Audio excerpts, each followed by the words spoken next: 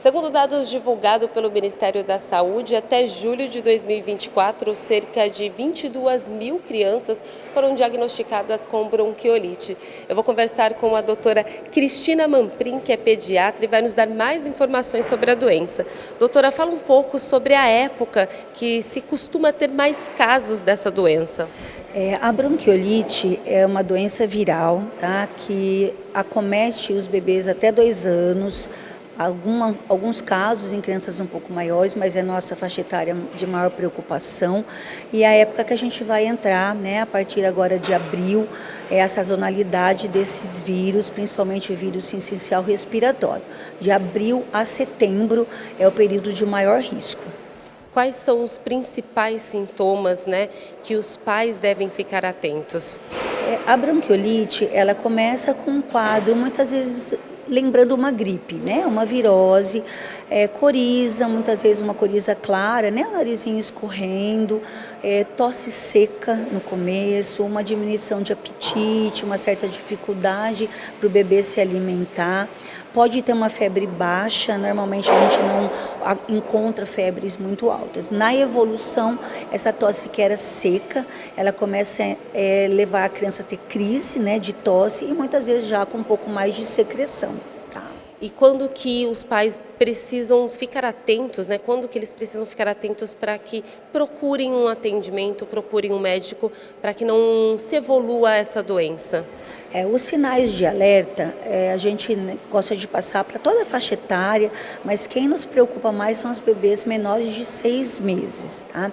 Então, uma recusa alimentar, uma dificuldade importante de respirar, abrir, né, as aletas nasais, aquele bebê que geme, que tem crises de tosse, que acaba às vezes até ficando um pouquinho mais com os lábios arroxeados, um bebê irritado ou muito sonolento. Então, esses são sinais de um alerta importante para que o serviço médico seja procurado.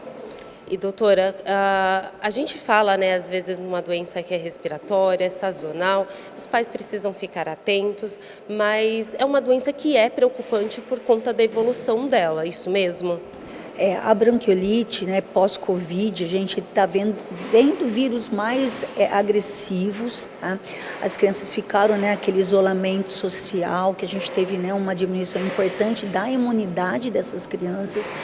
Então, sim, né, os pais têm que ficar alerta, aglomerados, né, de crianças, festas, adultos visitando bebês recém-nascidos. O adulto é um portador, são muitas vezes desses vírus, tá? Então, o alerta, assim, observar, né, o teu bebê, mudança, né, no estado geral do teu bebê, sinais, né, de uma dificuldade de alimentar, mudou, né? Aquela criança que ele não está mais alegre, né? Uma criança que tem aí a sua dificuldade para respirar, diurese, xixi, né? Às vezes cai bastante. Então, ficar acompanhando, tá? Apesar de não ser, de ser mais comum em crianças, idosos também têm apresentado esses casos. Sim, a população acima de 60 anos é uma população de risco, né? Claro que os doentes, né? Então, os que têm patologias pulmonares, doenças cardíacas, né? Vão ser os idosos de maior risco, acamados, tá? Hoje, né? Temos aí vacinas, anticorpos monoclonais para serem feitos para esses pacientes. Então, assim, a divulgação, né? Da bronquiolite, voltando ao que você me perguntou em relação à bronquite, né?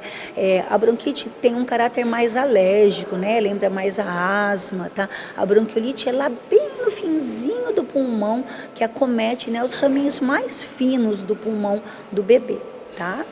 Ok, doutora, obrigada pelas informações. Então fica o alerta para os pais e também para os idosos, né, que acabam entrando nessa faixa etária de risco, para que, se os sintomas piorarem, procurem um atendimento médico.